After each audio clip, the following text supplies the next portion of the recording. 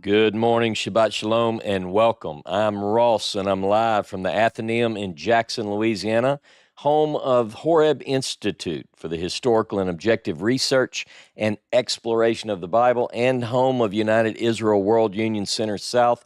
Thank you very much for joining me today for my class, Discovering the Decalogue Dilemma. The Decalogue Dilemma. We're working through the Pentateuch. We're going through the annual cycle of readings. We are in Torah portion, the Pentateuch portion known as Yitro.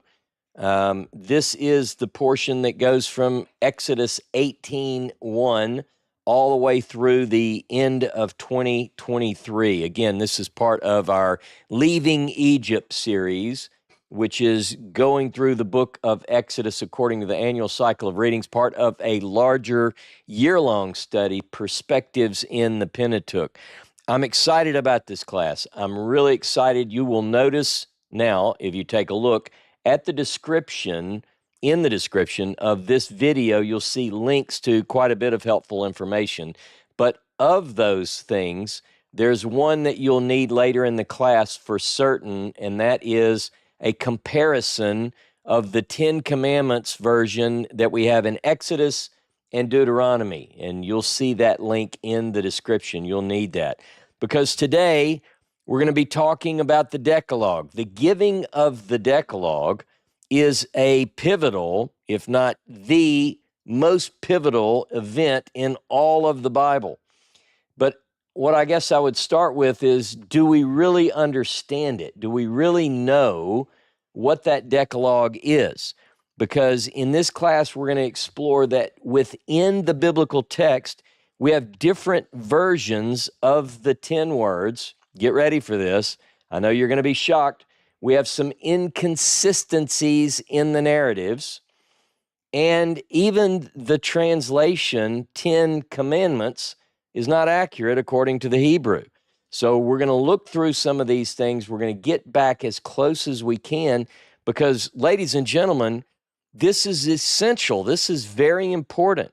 The 10 words, we have to understand, we have to get as close as we can to what those 10 words are. Again, in English, you're going to find the phrase 10 commandments. So I want to begin there. Some of this is just sort of a prep as we move forward in the class. We're going to look at 3 passages within the Pentateuch which use the phrase 10 commandments. The first one is in Exodus 34:28. Now that's on page 212 if you have the Exodus Torah tablet. Exodus 34:28 says, "And he was there with Jehovah 40 days and 40 nights. He did eat neither bread nor drink water, and he wrote upon the tables the words of the covenant." The 10 Commandments is what the English says. A couple of more passages. Now I'm just going to switch here. Let's see. Let's look at a couple of passages in Deuteronomy. So go with me to Deuteronomy chapter 4. Deuteronomy 4 and verse 13. Deuteronomy 4 and verse 13. In fact, I'm just going to read the first part of that. "And he declared unto you his covenant, which he commanded you to perform, even the 10 commandments." Now, I'm just going to tell you, I know a lot of you might be out there saying, wait a minute, read all of it, read it in context. I know what I'm doing here. There are some things that I want to cover, and I only want to cover particular pieces of some of these passages. In fact, the rest of this verse, just to touch it and move on, says, "And he wrote them on 2 tables of stone." At the end of this class, we're going to question, based on everything that we've looked at, when the 10 words were spoken, were they that day written on 2 tablets of stone, or is that later? In other words, is the writer of Deuteronomy 4:13, is it condensing this particular part of the story? Now look at Deuteronomy 10 and verse 4. "And he wrote on the tables, according to the first writing, the 10 commandments, which Jehovah spake unto you on the mount, out of the midst of fire, in the day of assembly, and Jehovah gave them to me. Again, I'm looking forward in a couple of these passages to a second set of tables even, which we're not going to get into that. Today, my focus is on the giving of the 10, the verbal communication where God speaks these words. That's what we're going to be talking about. So the first thing that I'll share with you, if you didn't know this, you can write this in your notes. The Hebrew behind the phrase 10 commandments mentioned in these 3 verses, and by the way, these 3 verses, whether it's a Jewish Bible or Christian Bible, many translate or put the 10 commandments. But the Hebrew is Aseret HaDevarim, which means the 10 words. The 10 words. And that's why I love even though it's a Greek phrase, I love Decalogue because it means, Deca means 10, Logos is words, the 10 words, which more accurately reflects what the Hebrew says. Now, when we think, by the way, when we think about commandments, the 10 commandments, I often ask people, just to start a good conversation, how many commandments are there in the 10 commandments? Now, I'm playing a little bit with the phrase here because I just said the Hebrew doesn't say 10 commandments. But if you think of these as commandments, we're going to have a fun exercise in the discussion where we're going to ask you to tell us how many commandments are in the 10 commandments. So just put that in your notes and think about it. You might want to work on that between the end of the class and the Zoom discussion. But when we say Aseret HaDevarim, the 10 words, you might say the 10 matters, the 10 declarations, the 10 statements. Have you ever heard somebody say, they're not just statements, they're commandments? Really? Well, does the word commandment appear? Okay, so I'm going to play around with some of the phrases as you'll see. When we look at these 3 texts, Exodus 34:28, Deuteronomy 4:13, and Deuteronomy 10, the things that we take away from those are the following. The words of the covenant. These 10, Aseret HaDevarim, represent the covenant. That's what we're told. Divrei Habarit, words of the covenant, or you might say the covenant words. In the next passage, that would be in Exodus 34. In Deuteronomy 4, it says his covenant that he commanded you to do, and then spoken to you on the mountain from the midst of the fire on the day of assembly. Okay, so we've got a little bit to unpack here. We've got 2 accounts of the giving of the covenant, right? 2 accounts of the giving of the covenant. One is in Exodus chapter 20. The other is in Deuteronomy chapter 5. Now, what I want to present today is that since these do not match, and we're going to look at how far off they are, what are the differences between the 2, some might try to dismiss this and say, well, it's not that big a deal. You say tomato, I say tomato. These are significant differences when you recognize and admit that the biblical writer is telling us that these are the words that God spoke from the midst of the fire on the mountain on the day of assembly, and then it gives the 10 words. It does that in Exodus, and it does that in Deuteronomy. So I want you to look with me first at Exodus chapter 20 and verse 1. Exodus 20 and verse 1. Look with me there. Let's go. Here we go. Now this, by the way, says, and God spake all these words. And God spake all these words. And then it begins to give the commandment. Anoki Yehovah Elohecha, I am Jehovah your God. So it says that God spoke these words, and then it begins to relate the words. So according to the writer, just understand where I'm going with this. The writer of Exodus 20 wants us to understand that what follows, are the very words of God. All right. Now, look with me next at Deuteronomy chapter 5 and verse 22. And it says here, these words, by the way, in the Hebrew, I think it's going to be verse 19. These words Jehovah spake unto all your assembly in the mount, out of the midst of the fire, of the cloud, and of the thick darkness, with a great voice, and he added no more. All right, and I'm going to stop there. These are the words that God spoke, basically. So in Exodus, prior to listing the 10 words, it says these are the words that God spoke, and then it gives the words that supposedly God spoke. Then you turn to Deuteronomy 5, it gives the words supposedly that God spoke, and it follows it with, these are the words that God spoke.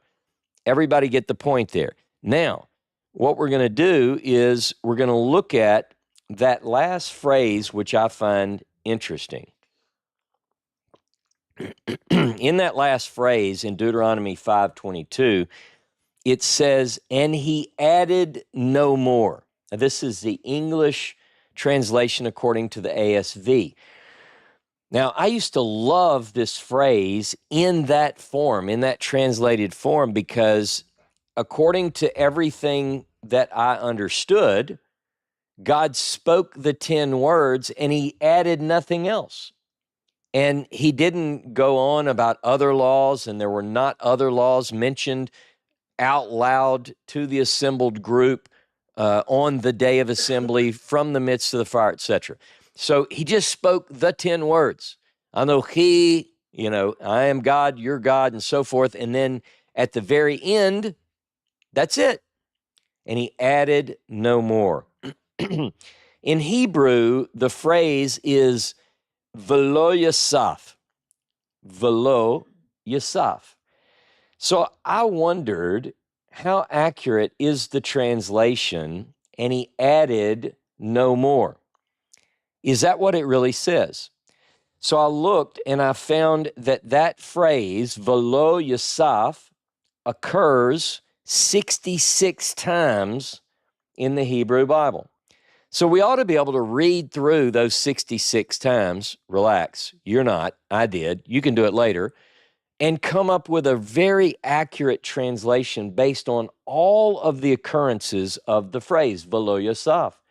Does velo yasaf mean, and he added no more? It's a very important part of this puzzle that we're putting together.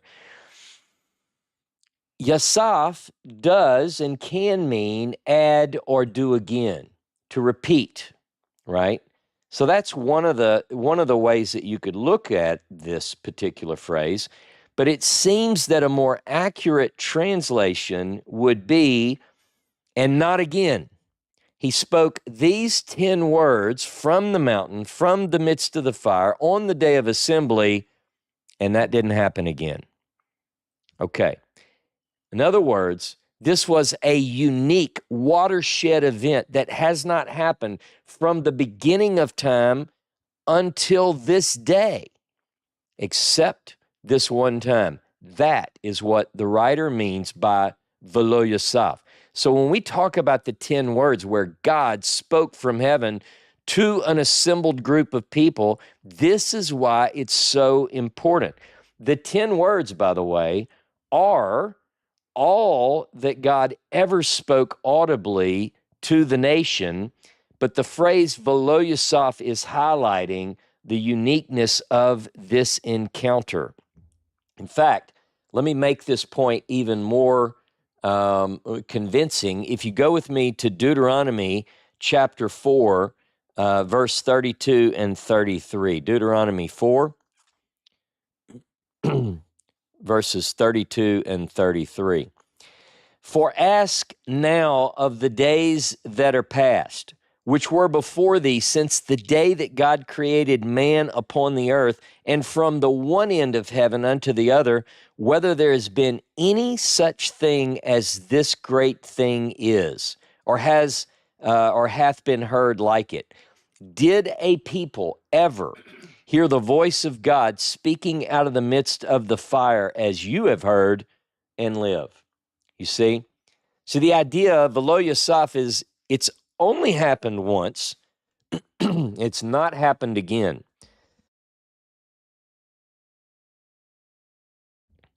All right. So the uniqueness of the revelation is the first point. The covenant that was given on that day from the mountain, God actually spoke these words audibly according to the text. Now, one thing that the writer of Deuteronomy wants to make very clear is that this took place from the midst of a fire. So go with me to Deuteronomy chapter 4 and verse 36. Deuteronomy, we're going to spend just a few minutes in the book of Deuteronomy. Deuteronomy 4:36 is our first verse. And if some of you might think, well, he's going to be skipping back and forth, why is he doing that? It's all part of the plan, so bear with me. 4:36, from heaven he made you hear his voice to discipline you. On earth he showed you his great fire while you heard his words coming out of the fire. So the visual that I want you to get is that the people, according to the written record here, the people are looking up onto the mountain and they see the blazing fire, and it's from this fire that they hear, Anochi, they hear the words coming forth from the fire. Now, still in chapter 4, now look back at verse 12. Then the Lord spoke to you out of the fire. You heard the sound of words, but saw no form. There was only a voice. Now, by the way, other biblical writers, Priestley, for instance, in Exodus, there'll be several passages where it will say, and they saw God. Deuteronomy doesn't say that. In fact, Deuteronomy, often written in the first person, pushes back on that. You didn't see a thing. You only heard a voice. You saw the fire, but you didn't see. In Exodus says, and they saw God, and they did eat and drink. And people are scrambling, trying to interpret that to where there's no contradiction. But Deuteronomy is very, very clear. You didn't see anything. You just heard the voice. Now look at verse 15.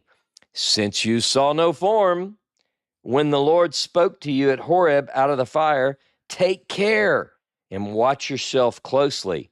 It goes into warnings about idolatry. And you didn't see anything, so don't make anything, right? No representations. You just heard a voice, saw no form. Look at Deuteronomy chapter 5 and verse 4. The Lord spoke with you face to face at the mountain out of the fire.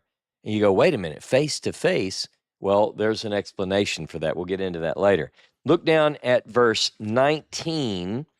And by the way, this is verse 22 in the English. In the Hebrew, you'll start in verse 19. These words the Lord spoke with a loud voice to your whole assembly at the mountain, out of the fire, the cloud, the thick darkness, and he added no more. We just talked about that, Velo Yosaf. He wrote them on 2 stone tablets and gave them to me. And when you heard the voice out of the darkness, while the mountain was burning with fire, you approached me, all the heads of your tribes and your elders, and you said, look, the Lord our God has shown us his glory and his greatness, that we have heard his voice out of the fire.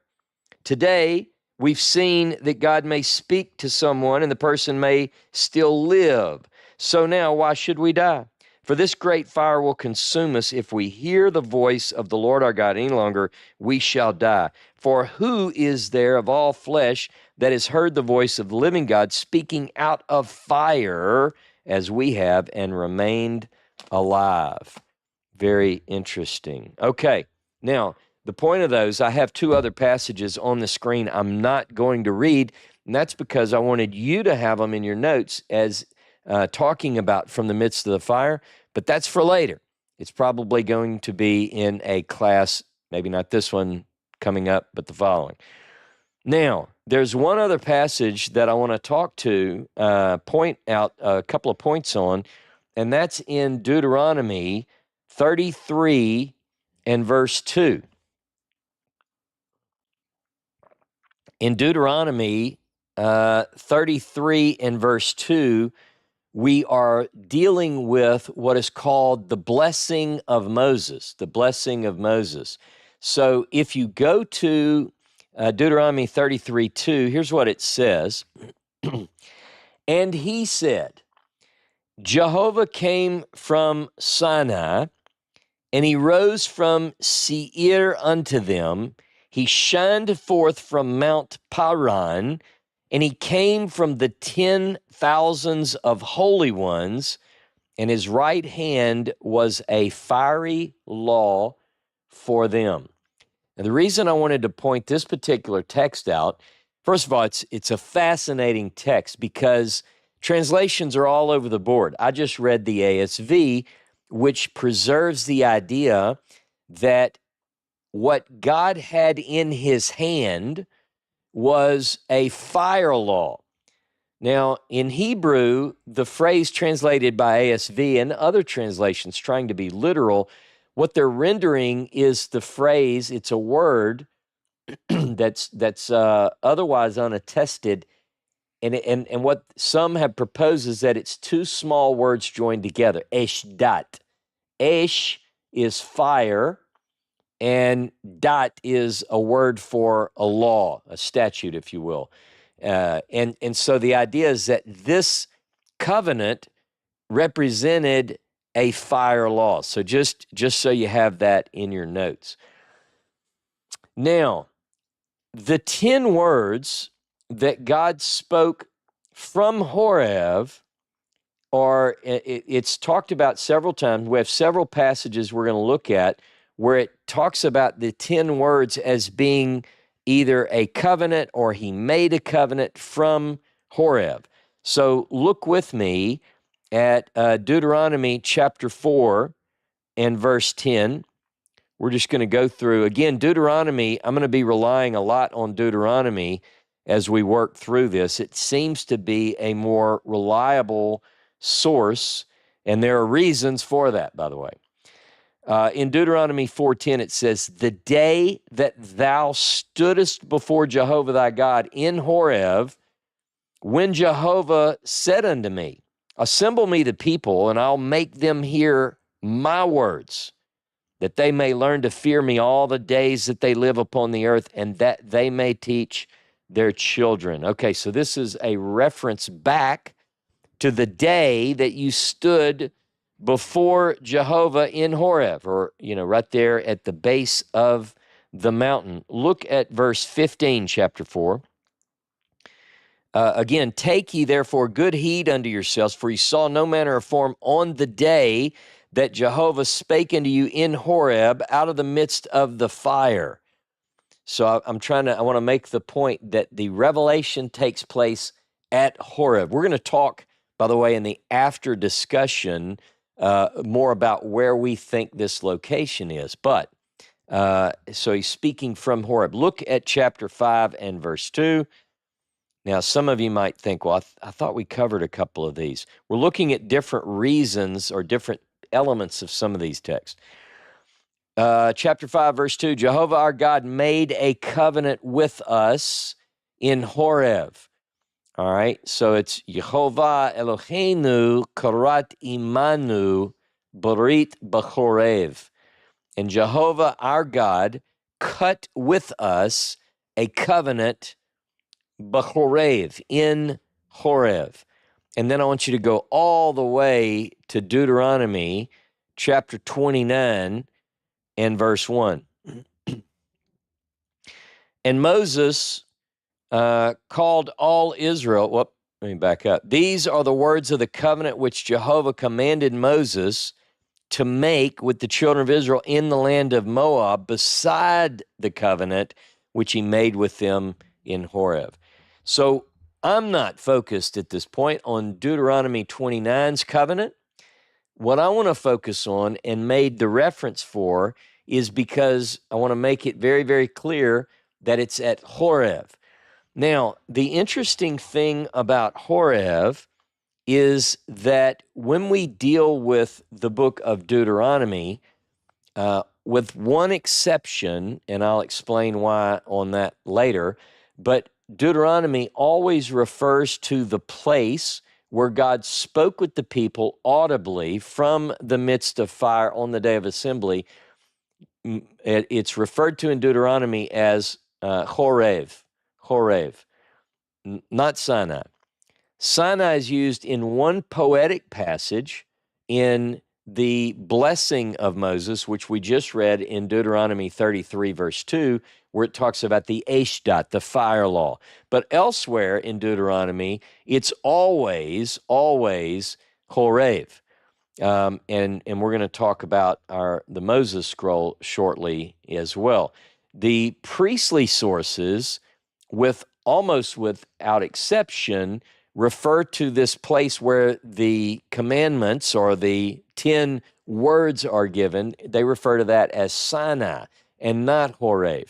However, there are a few exceptions, and those are listed in my book, The Moses Scroll. Some of you already have been through this study.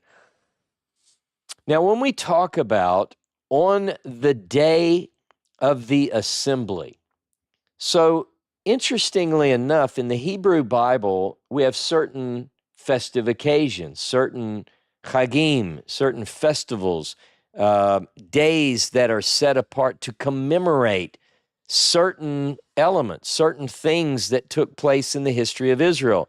Obviously, we have Passover and unleavened bread and Sukkot, and we have these festivals, and not always, but most often, we get some bit from the context as to what this festival represents or symbolizes, and there's a connection with the narrative. But this, interestingly enough, Bayom HaKahal, on the day of the assembly. Now, I want to propose to you that nothing like this has ever happened in the history of humanity. Humankind has never witnessed a God speaking from the midst of fire to an entire nation. You would think that that would be a day that you would set apart. Now, the only specific phrase that is used of this day to describe this event is found in Deuteronomy. And I'm going to give you those references. We're not going to go to them right now. But I just want you to have them in your notes because this is coming up in another class. But here's the phrase. In Hebrew, B'yom HaKahal, on the day of assembly, only mentioned by the writer of Deuteronomy. Here are the references, not going to these. Deuteronomy 9:10, Deuteronomy 10:4, and Deuteronomy 18:16. But what else do you call it? Is there another name for this great day? I like in Deuteronomy 4:32 and 4:33 where it says, has anything like this great thing happened? This great thing. And yet we just call it the day of the assembly. The day of the assembly. But that's it. There's no date given. Traditionally, according to Judaism, and this is based on the text. So this is something that I want us to think about. In Judaism, this particular day, the day of the assembly, they don't reference the day of the assembly so much, but they refer to the day of the giving of the Torah. It's called Matan Torah. And that represents a major part of the festival of Shavuot. Shavuot. Now, Shavuot is the Hebrew of what many are familiar in the English-speaking world, primarily because of the influence of Christianity. They're familiar with Shavuot as Pentecost. So here's a proposal. This is something that I have thought about for quite some while.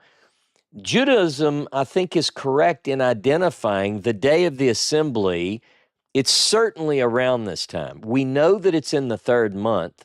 We know that it's around this time when God communicates to the assembled group of people from the midst of the fire on the day of assembly. Day of assembly, I think, is very close to Shavuot, and therefore, I would suggest that Shavuot is representative of the day of assembly.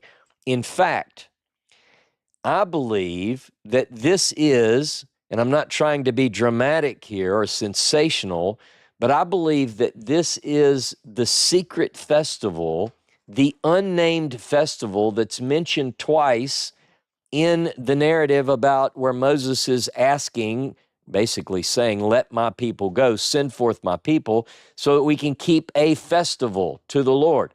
By the way, I know some think that that's talking about Passover or unleavened bread. I say no, those festivals, he doesn't have to go a certain number of days to keep those or to another place. They basically keep Pesach when they're leaving. And the unleavened bread would be the first 7 days of the journey, if you will.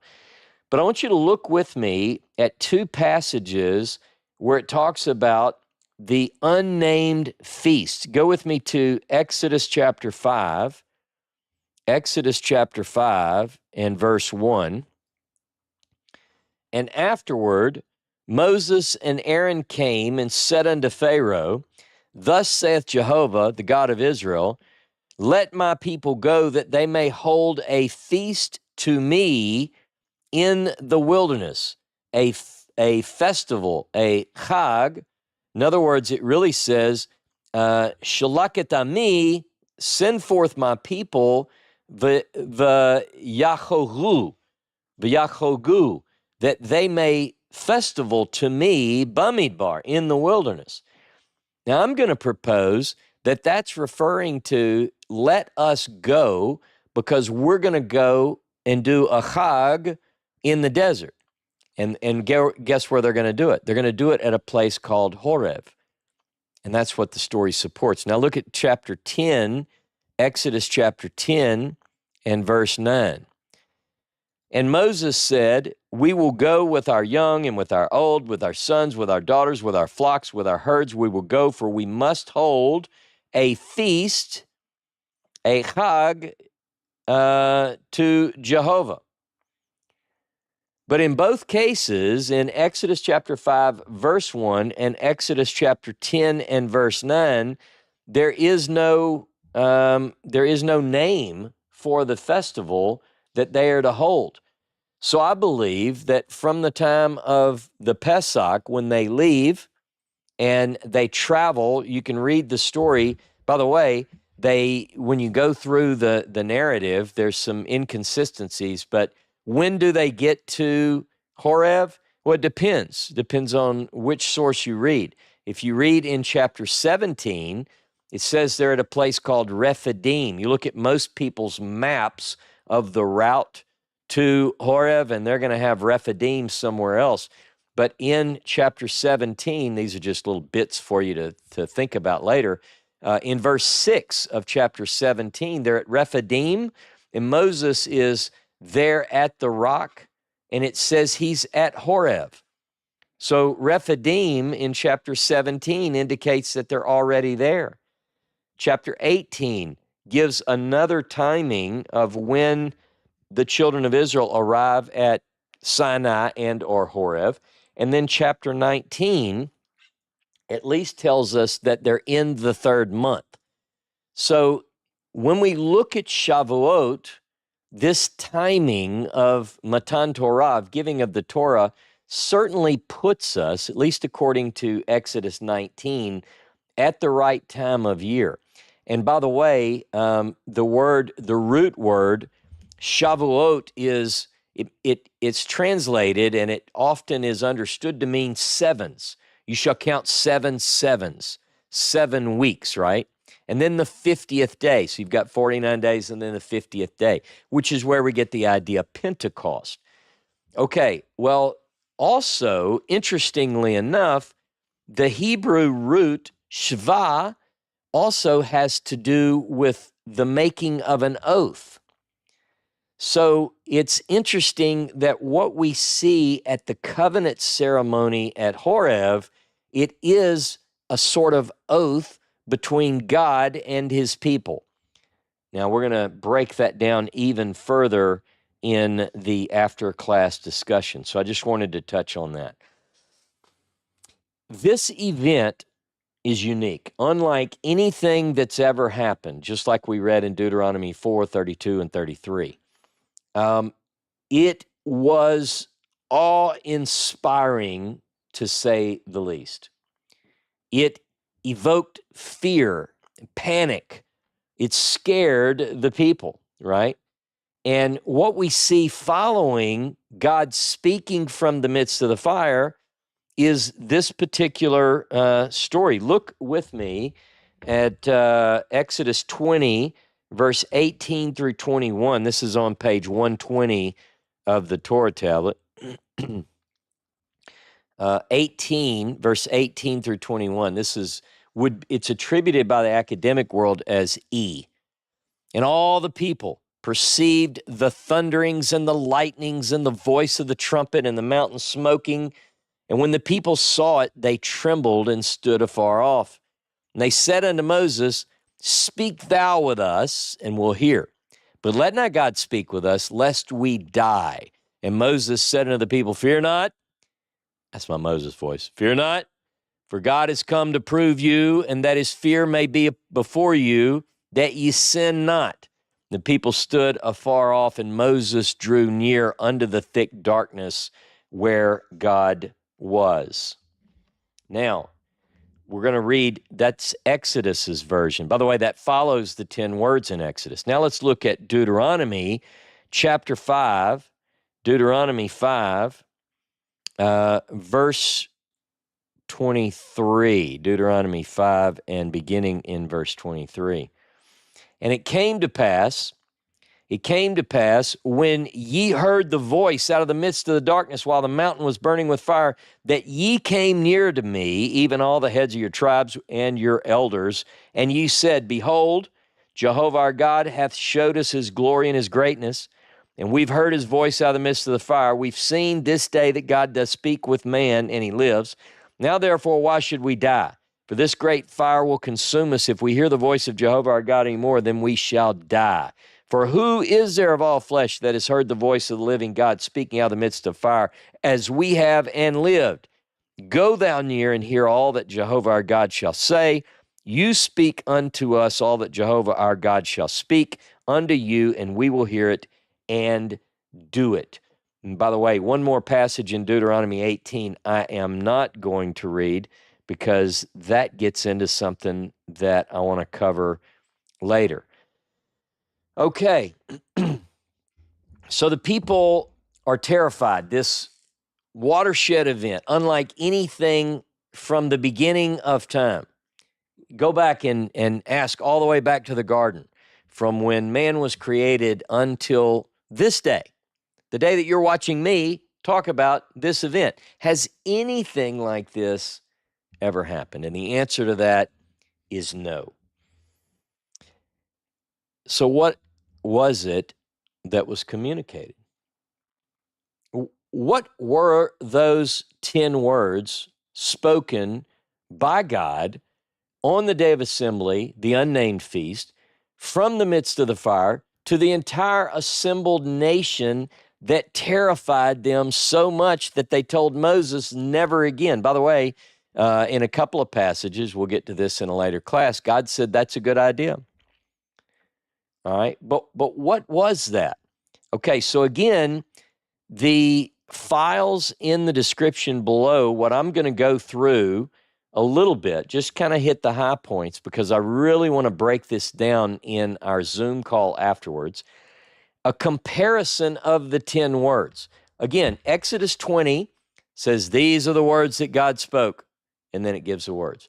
Deuteronomy 5 gives the words and says, these are the words that God spoke, and they don't agree. So if you say, well, they kind of agree, well, kind of agree is not the standard that I would like to hold. I mean, we're talking about the most important message ever conveyed.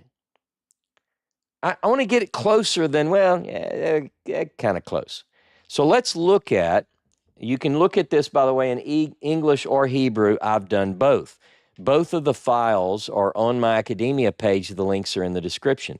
So a comparison of the 10 words in English, you'll see that I've highlighted the differences. Exodus 20 is in the left-hand column. Deuteronomy 5 is in the right-hand column.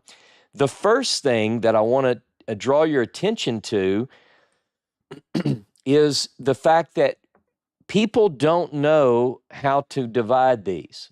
If I told you right now, and I'm kind of telling you, do this exercise later so you don't miss any of this good stuff. Sit down with a piece of paper and write out the 10 commandments. You can do it, and you don't have to give me the full commandment. You're not going to turn these in for a grade, although you should. But if you, let's say you don't remember exactly what it says about adultery. The main point I want you to jot down when you get to that place is just no adultery, right? No theft, no stealing, whatever. However you want to, but try to hit 10. The problem is, the reason I say that people don't know how to divide them is that people don't know how to divide them, and it's obvious. So I recommend this Bible quite often. The link is in the description. I don't sell these aren't mine, but the New Oxford Annotated Bible with Apocrypha is a great overall study Bible, and the Jewish Study Bible also has charts like this. But what I want you to do, if you have this, if you've taken my advice and you bought this Bible, look at page 111, because there's a chart here that shows the numbering. And it shows that different religious groups number the commandments differently. So, for instance, most Jewish traditions, we'll get back to by the way, the English comparison of the 10 words in English is my translation from the Masoretic text. But we're looking at this chart right now. We'll get to that in a minute. Most Jewish traditions number, you'll see that in the left-hand column, and then the next, a different group numbers it differently. Eastern Orthodox, the Anglican, and most Protestant churches. That's what I grew up with. Then you have the Roman Catholic and Lutheran churches. Now, some of you, in other words, these people number them differently. And that's partly because nowhere does it say, God says, number 1, and then give a commandment. Number 2, and then give a commandment. You get this on the page, Exodus chapter 20, Deuteronomy chapter 5, which don't agree, and you and I are supposed to be able to number them. So here's just the high level recorded in this chart, and there's another chart, by the way, same Bible, page 260. So here, listen to this. Here you go. Jewish tradition. Some of you might be inclined to go with what the Jewish people have said. You said these are their books. They know how to number them. Here we go. Number 1, Exodus 20, verse 2, divine self-identification. In other words, where God says, I am the Lord your God who brought you out of the land of Egypt, out of the house of slavery. That's considered number 1. It's not a word, right? But that's what they consider number 1. Number 2 for them would be, don't have other gods and don't make idols. Number 3 is the divine name. Don't take the name in vain. Don't lift it in vain. Number 4, according to Jewish tradition, is the Sabbath. Number 5 is parents. Honor your father and your mother. And number 6 is murder. Don't murder. Number 7 is adultery. Number 8 is theft. Number 9 is perjury. And number 10, listed twice, is coveting. Coveting. Why would you split coveting? It's two different, coveting this and coveting that, and they're listed separately, but they're both number 10. Okay. I know this, if you don't have this chart, it might be a little tough to follow, but stick with me. We're going to break this down. Just to give you what I'm really focused on here, in order to get 10, the first word, I'm going to propose this, the first word, that statement, I am the Lord your God which brought you out of the land of Egypt, and the first dealing with don't make other gods, don't worship them, and so forth, that's separated into 2 in order to make 10. Because here's what, these are known single ones. Divine name, the Sabbath, the parents, murder, adultery, theft, perjury. But depending on whether a person is coming from a Jewish tradition or a Roman Catholic or Lutheran tradition, you have to split either the first one into 2 or the last one into 2. So the way that many Christian groups do it, they say, don't covet your neighbor's woman. That's number 9, and or all this other stuff. That's 10. But it seems kind of weird. That's like, don't covet this, don't covet that. And you go, can I ask a question? Are those separate or are they the same? They're the same, but you have to break them in half. It's like there were only 9 words. Wow, only 9. All right, we'll come back to that. Now let's look at my translation. And what I want you to notice, if you don't have it printed for this class or you didn't download it yet, you can do this later. I'll explain the chart. Again, on the left is Exodus 20, on the right is Deuteronomy 5. Everywhere that you see red letters in the English text, either in Exodus 20 or Deuteronomy 5, those are differences. Now, some of these are minor. I'll admit, some of these are minor. For instance, where it says in Exodus 20, verse 4, you shall not make for yourself an idol and every form that is in the heaven above, etc. Deuteronomy 5 says you shall not make for yourself an idol. Doesn't have the word and. You say, oh, come on. Whoop-de-doo, that's not a big deal. Well, depends on, what you think is a big deal. Look at the last part of that first section that I've categorized number 1. It says, I'm looking at Exodus 20, verse 6, and doing loving kindness to thousands for one's loving me and for one's guarding my commands. That's in the first person, right?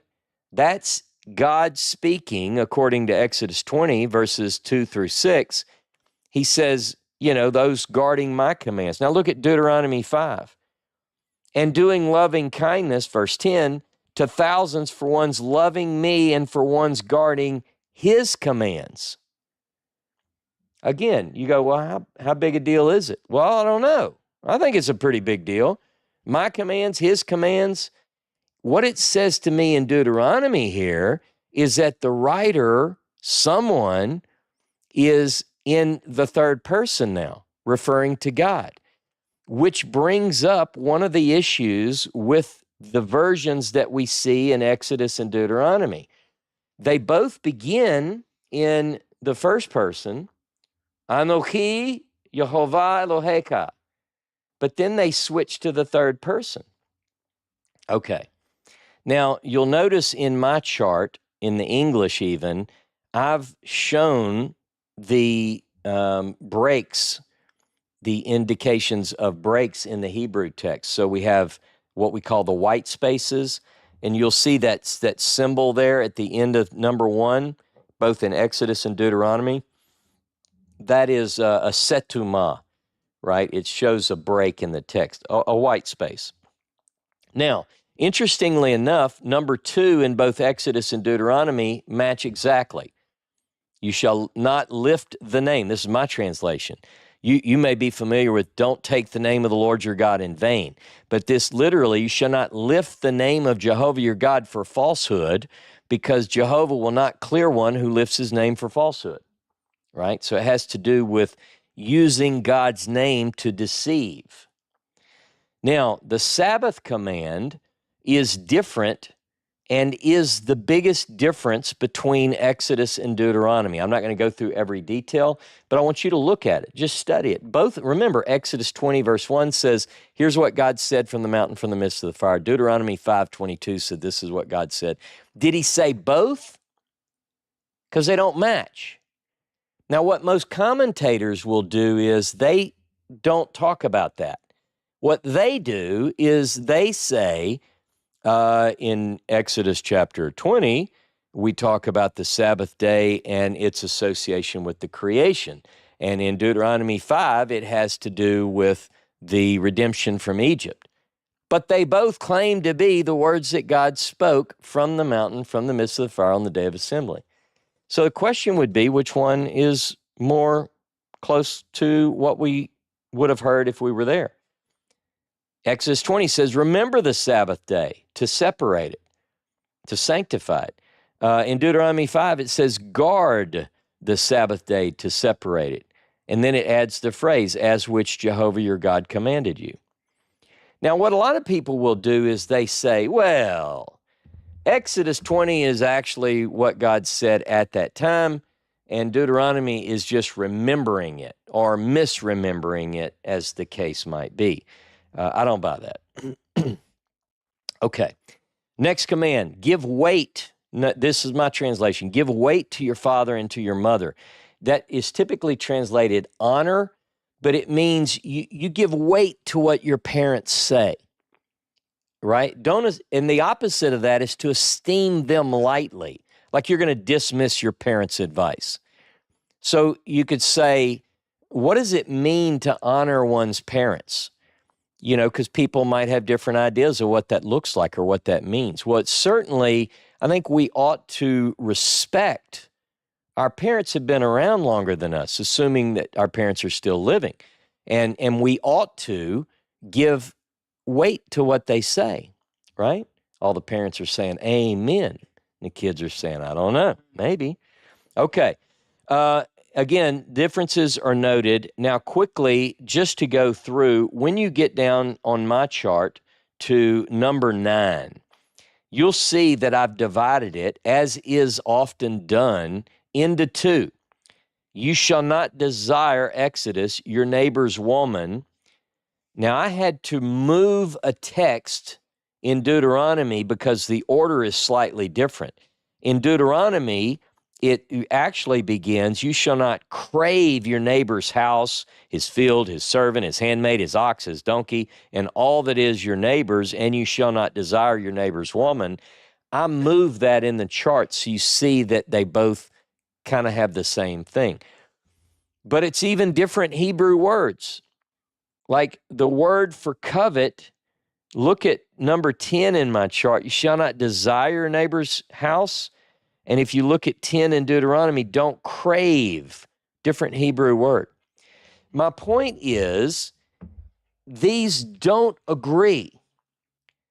Now, they're close. You could say they're close. And how do you count them? Well, I mean, it depends. You can say, well, I have 10. I have them hanging on my refrigerator. Go check that's hanging on your refrigerator. Seth and I are going to make you another one day when we get time. But here's the deal. When you look at that one, your little magnet, does it divide the number 1? Does it make a word, number 1 word, I'm God who brought you out of Egypt? Is that your number 1?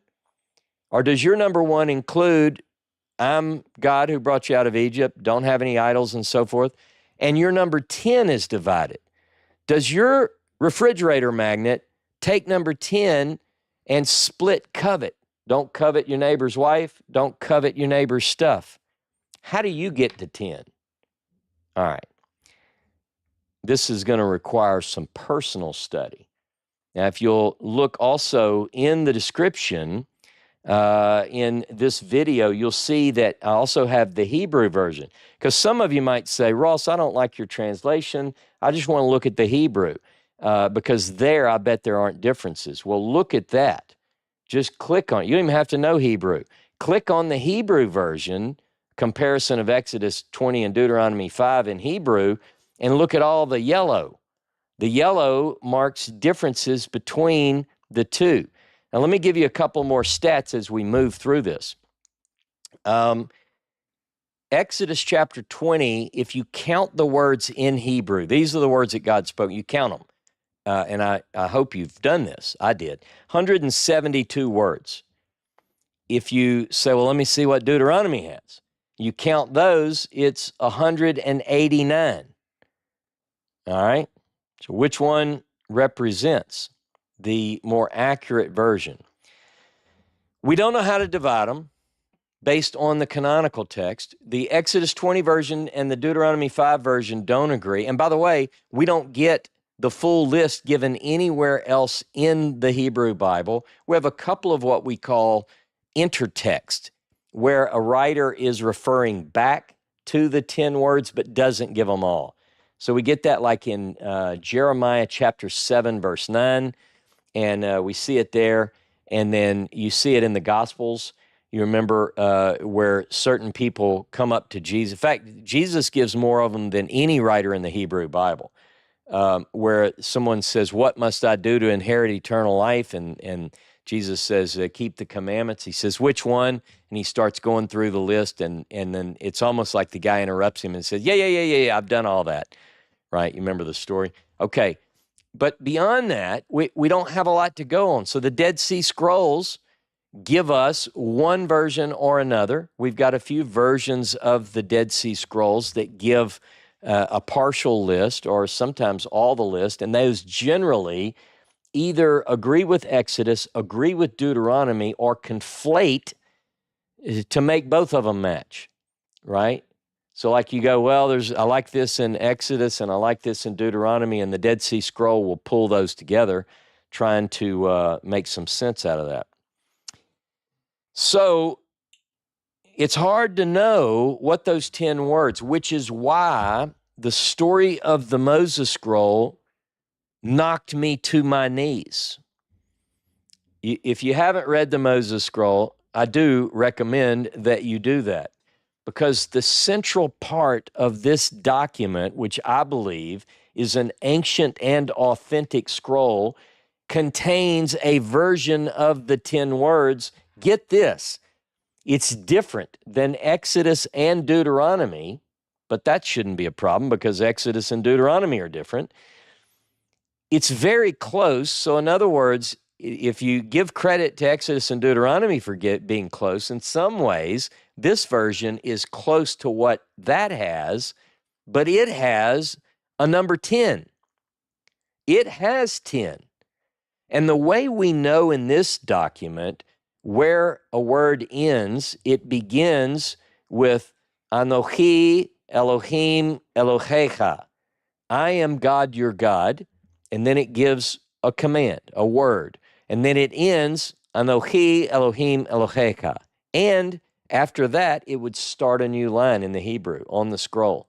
So each word is separated by a new line, and each word ends with, I am God, your God, as if God signs off on every word. A couple other interesting features is that after every word, like Anochi, dot, Elohim, dot, Elohecha, dot, after every word is what's called an interpunct. In 1883, one of the criticisms was that no one wrote in Paleo-Hebrew on leather scrolls. No one, because they had never seen it. And what they saw in the 10 words that are contained in this leather document, they saw interpuncts between the words, which they had never seen on leather. That was reserved in the ancient world. We know that this is attested on lapidary inscriptions, things that are engraved in stone. Well, guess what? This is a part of the document which is showing what was written on stone. But they didn't know that in 1883. In fact, a forger wouldn't know it either. The interesting thing also is that these 10 words, not only are they different than what you see in the canonical Exodus or Deuteronomy, but they also have a corresponding blessing and a corresponding curse. Now, If you use Deuteronomy, if you look at Deuteronomy 5 contains the 10 words, that version of the 10 words that doesn't agree with Exodus 20. But if you look at the blessings and the curses in Deuteronomy chapter 11 begins to describe a service, a ceremony that's to take place when you cross into the land, Deuteronomy 11. And then Moses is interrupted. Chapter 12 through 26, totally unrelated to that narrative, are inserted into the text. And then after you come out of that at the end of chapter 26, it's as if it says, oh, by the way, I was talking about the ceremony at Gerizim and Eval, and it picks it back up. So now scholars look at chapter 12 through 26 as an insertion into the book of Deuteronomy, which is later. Now, but Deuteronomy says, here's the ceremony that you're going to give when you cross into the land. You're going to do the blessings on Mount Gerizim, and you're going to do the curses on Mount Ebal. And then it gives you the curses. Cursed is everyone who's such and so forth and so on. But it doesn't give the blessings. And I've written an article on this on my academia page as well, so that people who say, yes, it does give the blessings. No, it doesn't. And you have to read the article and pay attention. Now, the interesting thing is Deuteronomy doesn't list the blessings. Not only does this document contain the blessings, but it has a corresponding blessing. Here's an example. Let's go through it. Number 1, I am Elohim, your Elohim, who liberated you from the land of Egypt, from a house of servitude. There shall not be to you other Elohim. You shall not make for yourself a carved thing or any formed thing that is in the heavens above, or that is on the earth below, or that is in the waters under the earth. You shall not bow down to them, and you shall not serve them. I am Elohim, your Elohim. Corresponding blessing. Blessed is the man who loves Elohim, his Elohim, and worships him alone and serves him alone. Corresponding curse. Cursed is the man who makes a carved thing or a molten thing, the work of a sculptor's hands. Now let me go quickly through a couple more of these. Let me just do number 2. In this version, the Sabbath is number 2. Sanctify the seventh day, and you shall cease on it, because in 6 days I made the heavens and the earth and all that is in them, and I ceased on the seventh day. Therefore you shall also cease, you and your animal and all that is yours. I am Elohim, your Elohim. Corresponding blessing. Blessed is the man who sanctifies the seventh day and ceases thereon. Cursed is the man who does work on the seventh day to profane it. All of these, by the way, this document is in the description below. Let me keep going.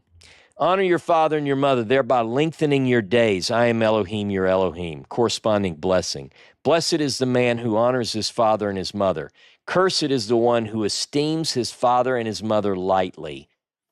Number 4, you shall not kill the soul of your brother. I am Elohim, your Elohim. Blessing. Blessed is the man who does not take vengeance and does not hold a grudge against the soul of his brother. Corresponding curse. Cursed is the one who strikes his neighbor in secret. Word number 5. You shall not commit adultery with the woman of your neighbor. I am Elohim, your Elohim. Corresponding blessing. Blessed is the man who does not defile his neighbor's woman. Cursed is the man who draws near to any close relative, or who commits adultery with his neighbor woman, or who lies with any animal. Number 6. You shall not steal the property of your brother. I am Elohim, your Elohim. Corresponding blessing. Blessed is the man who does not wrong his neighbor. Corresponding curse. Cursed is the one who moves his neighbor's land boundary. Number 7. You shall not swear in my name to deceive, because I will avenge the iniquity of fathers upon children unto a third and unto a fourth, for lifting my name to deceive. I am Elohim, your Elohim. Corresponding blessing. Blessed is the man who does not swear in my name to deceive. Cursed is the man who swears by my name to deceive. Number 8, you shall not respond against your brother with a testimony of deceit. I am Elohim, your Elohim. Blessing. Blessed is the man who does not deal falsely and does not practice deceit with his neighbor. Cursed is the one who takes a bribe to testify deceitfully against his associate. Number 9, you shall not desire your neighbor's woman, his servant, his maidservant, or anything that is his. I am Elohim, your Elohim. Blessing. Blessed is the man who does not lift his eyes toward the property of his neighbor. Cursed is the man who lifts his eyes toward his neighbor's woman, or toward his house, or toward his manservant, or his maidservant, to his maidservant, or toward all that is his. Number 10, get this. You shall not hate your brother in your heart. I am Elohim, your Elohim. Blessing. Blessed is the man who loves his neighbor. Cursed is the man who hates his brother in his heart. Elohim spoke all these words. Blessed is the man who establishes all the words of this Torah to do them. Cursed is the man who does not establish all the words of this teaching to do them. Which version of the 10 words is the one that represents the words spoken from God on the day of assembly from the midst of the fire at Horeb? Exodus, Deuteronomy, this manuscript that I believe is an ancient manuscript, unattested.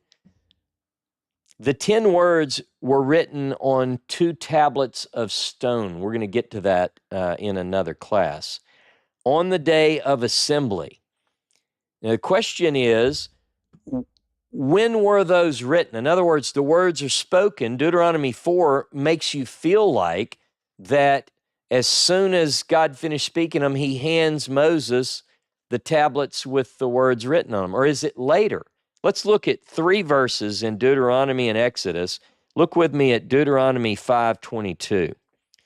Deuteronomy 5:22.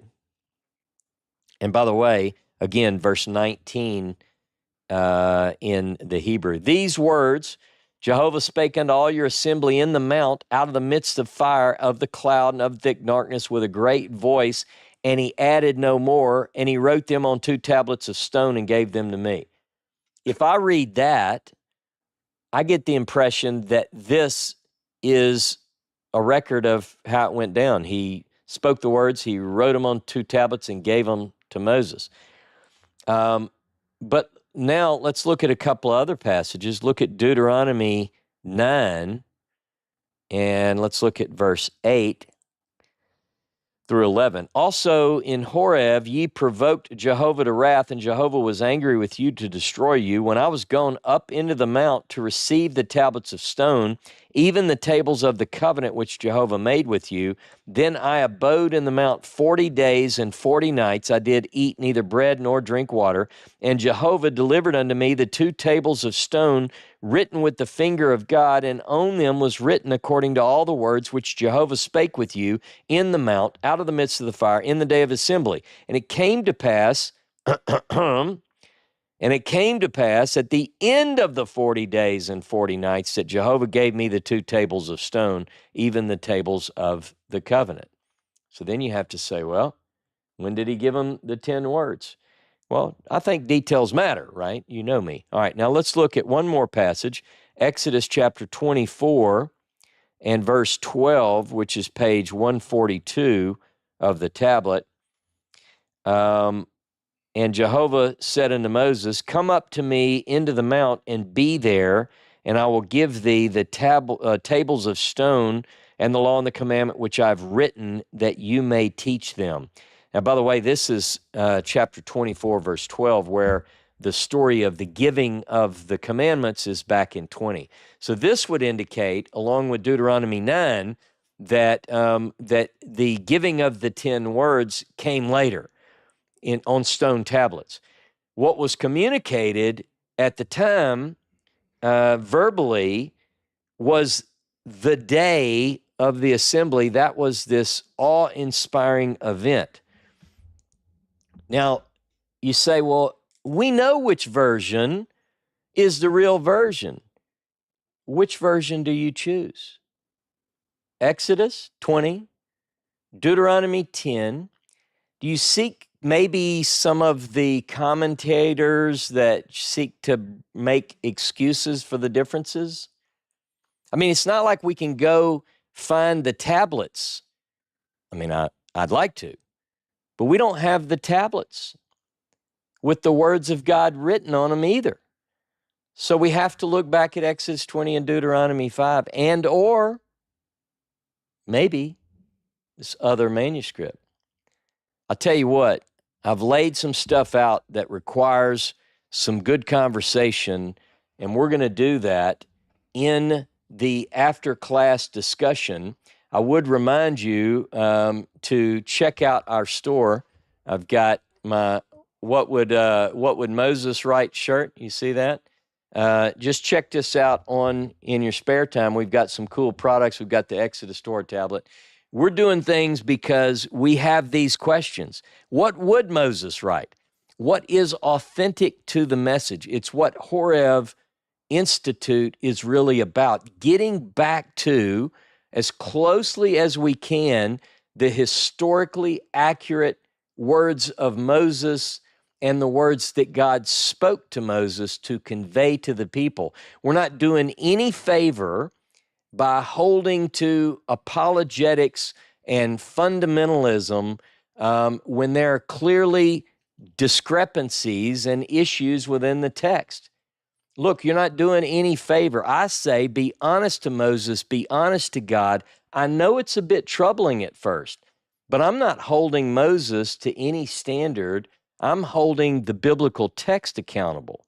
These texts have to be looked at carefully and critically in order to come to the awareness. Thanks to all our supporters. Those of you who are part of the Yachad, meet me in the Zoom call.